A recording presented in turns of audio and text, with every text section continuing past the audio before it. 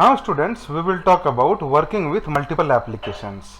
It may happen that the user has opened several applications which contains documents, PowerPoint presentations, media player program, etc. etc. However, the user can work on only one application at a time, which is active. Whenever we want to work on a particular application window, it can be activated by just clicking on the title bar. Now the same thing we are going to see. Let us say I am going to open the Google Chrome browser, and here I will write something like solar system. Now this is one thing I have opened, that is the browser. Another thing which I am going to open, it is Windows Media Player. Now one more I am going to open, that is control panel. Now as you see, three different tasks, three different windows are opened on the screen. Now which one is there in front? Now in front the control panel appears. Now that means this window, the control panel window, it is the active window at present, and whatever the task has to be performed, it has to be performed in the control panel window. Now let us say I don't want to work on the control panel window, I want to work on the browser window where I had opened solar system. So what I need to do, I will bring the mouse pointer on the browser application window, I will bring it on the title bar at the top and just one left click, and here it comes in front. Now I can work upon this browser window, I can search anything here. Now here you can see, now it is working. Now suppose while working on browser, I found that I need to work for some time on media player, that should be the active window, that should come in front. What I need to do, here I can see the at the back, here I can see the window media player, just at the top click one left click, that is on the title bar, and it comes on the screen, it comes in front. Now this is the way you can work on multiple applications one by one. Just clicking on the title bar of the application, you can bring the application in front. Friends, let us talk about the three buttons of an active window. That is, the first one is the minimize button, the second one is the maximize, and also this one becomes the restore button, and the third one is the close button. Now suppose this is the active window which is here in front of the screen. Now in this screen at the top, if you see, there are three buttons. This minus button, that is minimize. Now the second one, it becomes restore button, and the third one, it becomes close button. So what is minimize button? When we click on this button, the active window shrinks and takes the shape of a button on the taskbar. Let us say I am going to click here. Now you saw that the windows disappeared.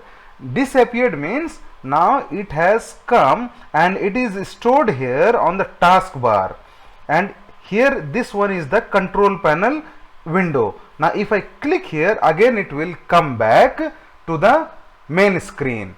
So what I did, I just clicked on the minus button, that is also called minimize button. As I one left click I did, what happened, the window, the control panel window, it came down to the taskbar.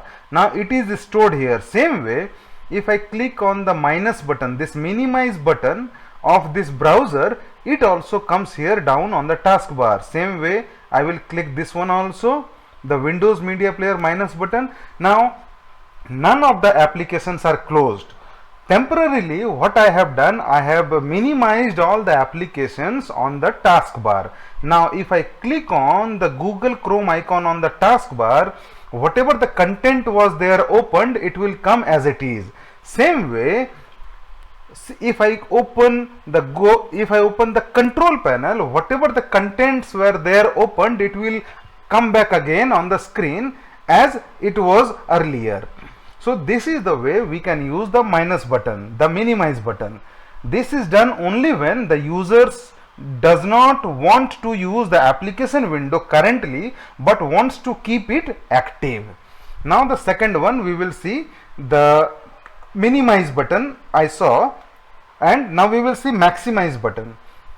Now maximize button, it enlarges the active window. to its maximum after clicking on it. As you saw that when I am clicking here, now this, when I am clicking here, the screen gets reduced to a particular size. When it is big, that time if you see here to the top right corner, there are two small square boxes, it is shown. Now here this icon which you can see here on the screen right now, it is a restore button. Now this button reduces the size of the active window to some extent. Now what I will do, I will click here. Now you can see the screen of the window has been reduced. Now when it is reduced, it becomes a one small square box. That means now when I click on this one small square box, what will happen? That particular button will enlarge the active window to its maximum after clicking on it. Okay, so these are the 2-3 buttons like minimize, restore and maximize button for different tasks. And the last button, that is the cross button, that is called close button. We can use this button to close an active window by clicking on this button. Suppose if I click on this button, that means the window, that control panel active window, it is closed.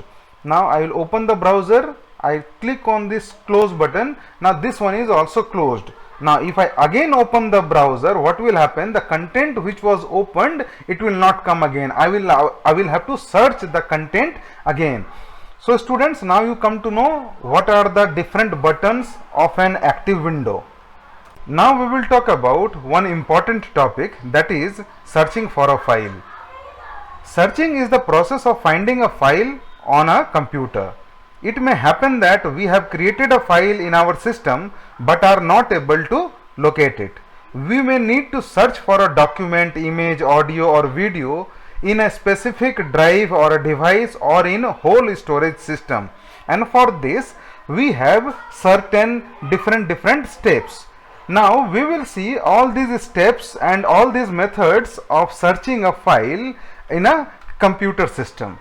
Students, now let us say that I want to search a file which is related to an MP3 song in my computer. Now where the MP3 song is located, that I know, but inside that there are so many files and folders, I don't know where that particular song is located. So if you know the first few letters of the song, okay, what you can do, to the right hand side, when you open the folder, when you open the drive, when you go to the drive, and inside the drive, when all the folder comes, to the right hand side there is a search box on which comes here on the screen. So what you need to do, just type the word, let us say I typed mere, and when I typed mere, inside that folder whatever the songs are there in which this particular word is there, it contains, means whatever the song list is there which contains this particular word mere, all the songs are here filtered on the screen. Only those songs you can see here on the screen. Same way, if I write, let us say abhi, A-B-H-I, if there are any song related to this particular word, if there is any song which is named with this word, I mean to say, okay, it will come here on the screen. I wrote abhi, A-B-H-I, and you saw that only 4 songs are there out of so many songs which contains these particular 4 letters abhi, A-B-H-I. So this is one method of searching a file or a group of files from a computer. Now I will show you to search another kind of file. Okay, so now let us see another method. So for searching a file, dear students, like when you open your My Computer icon, to the extreme right there is a search box where you can type the file name to see all the files. Like if I type standard 6, okay, now related to standard 6, you can see all the files are here on the screen. Now as you can see, these all files are related to standard 6, but all files belongs to different categories. Now what are these categories? Now at the top, if you see here, now these are some PDF files, now these are some Word files. Now here you see the type, I am talking about the type. Now this is a video file, okay, All these are different categories of file. Now this is an mp4 file, okay, but in all the files somewhere I have renamed it as a standard 6.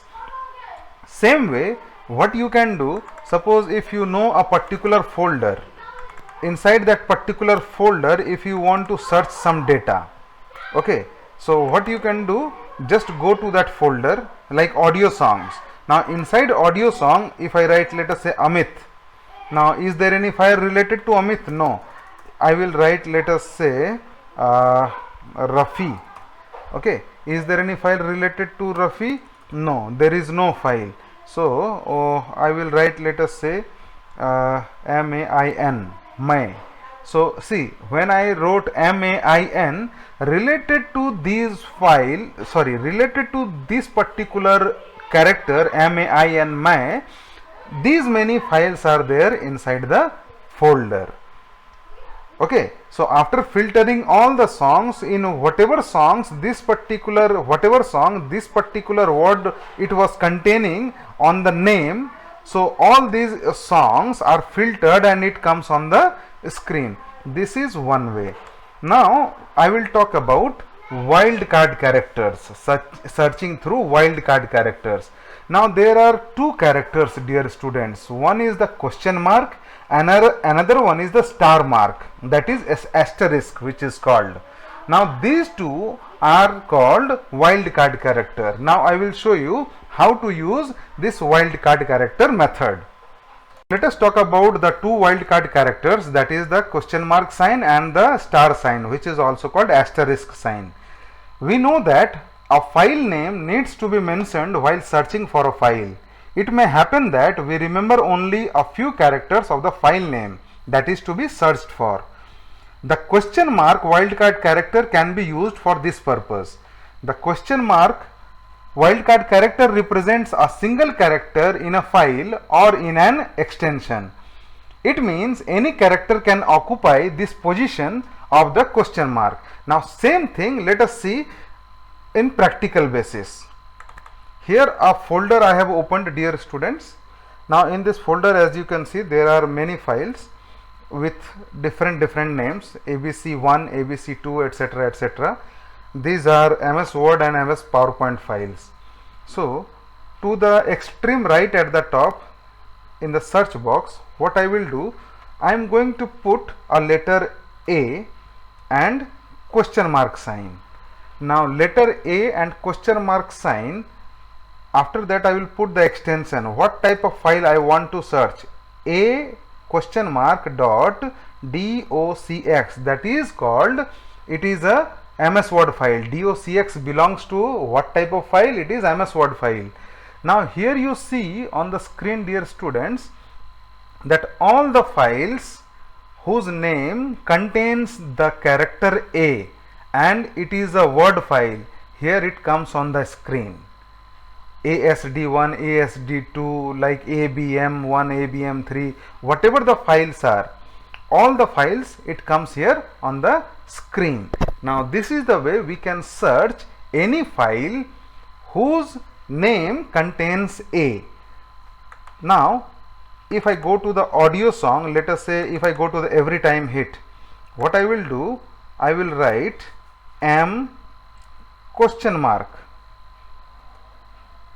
Now when I write M and question mark, you see, dear students, all these files, whatever you can see on the screen, all these files, somewhere it contains a M character. As I said, for question mark wildcard character, that in question mark, when we are using question mark wildcard character, that means the letter which we are putting along with the question mark, that letter, that character can occupy any position in the file name. It is not necessary that the letter should be at the beginning or at the end. It can occupy any position in the file name. Now let us see what is asterisk wildcard character. This character represents all the letters present in the primary or secondary name in a file. Now what is primary name and secondary name in a file, dear students? Now here on the screen, if you see, the file name which you are seeing over here, that is ASD4, which I have selected right now, this one is the primary name of the file. Okay, and the file type, the extension, let me right click on the file and let me go to the properties. Now here you see, this is the secondary name of the file, that is the file type, the extension, what type of file it is, that is the docx. This is the extension for the file, which is the secondary name. So now you come to know which one is the primary name. The actual file name is the primary name of the file, and the type of the file, the extension of the file, is the secondary name of the file. So it represents the primary or the secondary name of the file. If the file search option is set as, let us say I will talk about BAT2, BAT2. Okay, now BAT2 is the primary file name, as I said, and go to properties, and what type of file it is a docx file. So docx becomes the secondary name. So now we will see, using this file, using this extension, how to search a file. Now when we are putting, let us say I am going to put here A, B, C and then star. Okay, or I will put A, B and star. Now when I put AB star, what does it mean? That this means show me all the files which starts with AB, the name, whose name starts with AB. The first two characters should be AB and it ends with anything. Like here you see on the screen, all the files which you see on the screen, which you can see, all the file name, it starts with AB, but it ends with some of the file, it ends with different character. The first one is D2, D3, D4, then C1, C2, C3, etc., etc. But in all the files, what is the common thing? That all the file name is starting with AB. Now let us come back again. I will write, show me the file whose name starts with XY, okay, whose name starts with XY and ends with anything. Now here you see all the file whose name starts with XY, it comes here on the screen. So this asterisk wildcard character. Now let us say I want to search the PowerPoint file only, whose name starts with AB. What I will do, as you can see here, 4 PowerPoint files are there. Out of these 4, these 3 starts with AB and this starts with BK. So what I will write, let us say if I write AB star dot pptx, AB star dot pptx. Now here you can see that out of those 4 files, only those 3 files are shown here on the screen whose name starts with AB, and also it is a PowerPoint file, because I have given the extension over there that show me the file whose name starts with AB. It could end with anything after that, but it should be a pptx file. So AB star dot pptx means here all the 3 files it is shown.